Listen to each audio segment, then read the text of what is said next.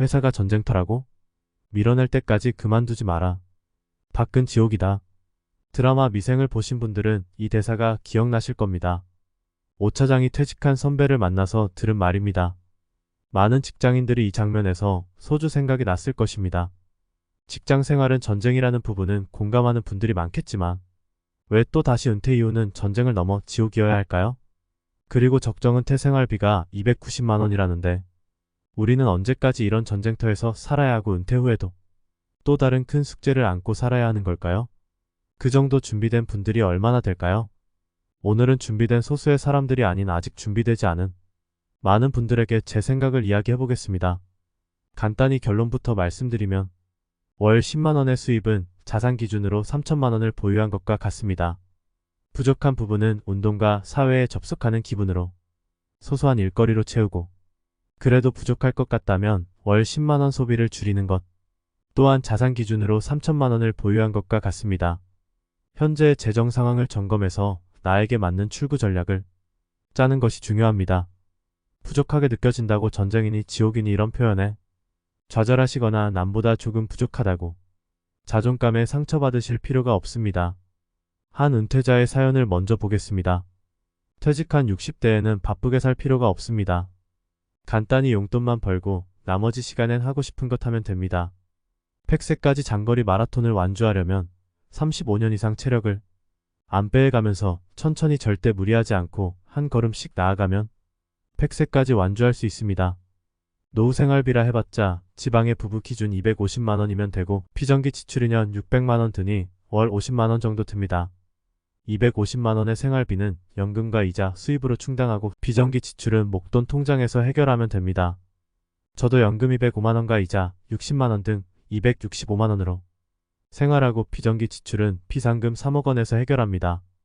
100세까지 완주를 위해서 체력을 아껴가며 장거리 마라톤을 뛰는 중입니다.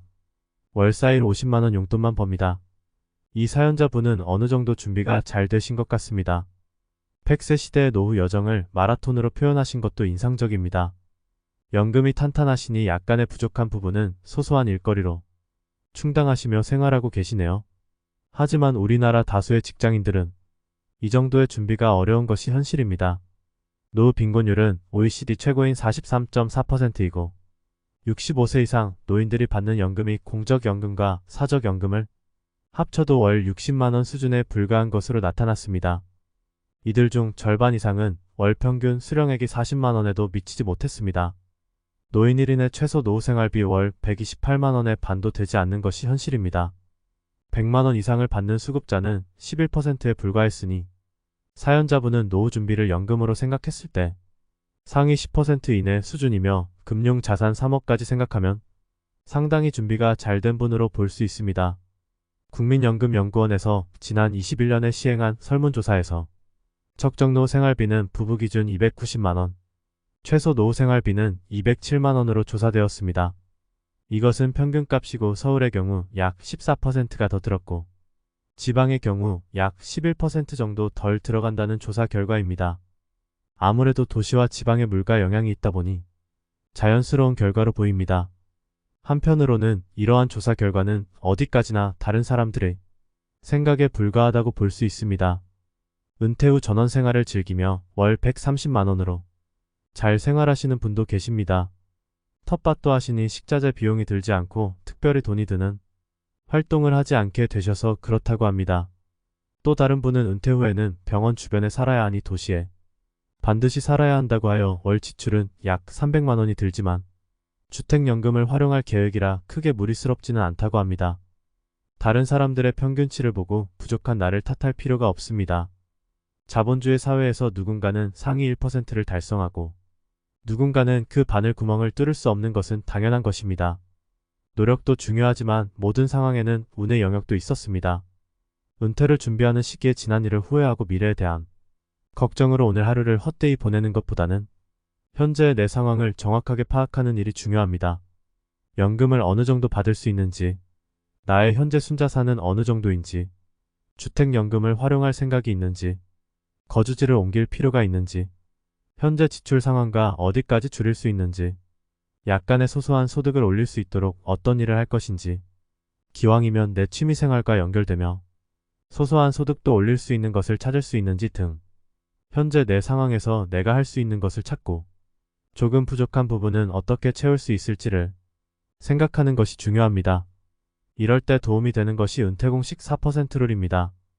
앞서 말씀드렸던 월 10만 원은 순자산 3천만 원이다 라는 것은 3천만 원을 부동산이든 주식이든 투자를 할 경우 4%의 수익을 올리는 것은 역사적으로 볼 때 크게 어려운 것이 아니기 때문에 은퇴를 고려할 때 자주 사용되는 공식입니다. 3천만 원을 투자를 하여 4%의 수익을 올린다면 매년 120만 원의 투자 수익을 올릴 수 있으니 월 10만 원은 순자산 3천만 원이라고 말씀드린 것입니다. 연금을 100만 원 받으신다고 하면 그 연금의 가치를 3억 원으로 볼 수 있다는 것이지요.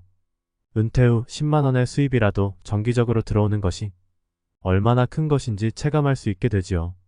경제적 자유라는 말이 최근 몇 년 사이 유행을 하는데요. 돈이 10억, 20억 이상 많은 것이 아닌 내가 가지고 있는 수준에 잘 맞추어 사는 능력. 이것이 경제적 자유라고 생각합니다. 회사 밖이 지옥이 아닌 생활. 나만의 출구 전략으로 내 수준에 맞추어 사는 능력. 그 능력을 갖고 활기찬 인생 2막을 맞이하시길 바랍니다. 여러분의 구독과 좋아요는 영상 제작에 큰 힘이 됩니다. 감사합니다.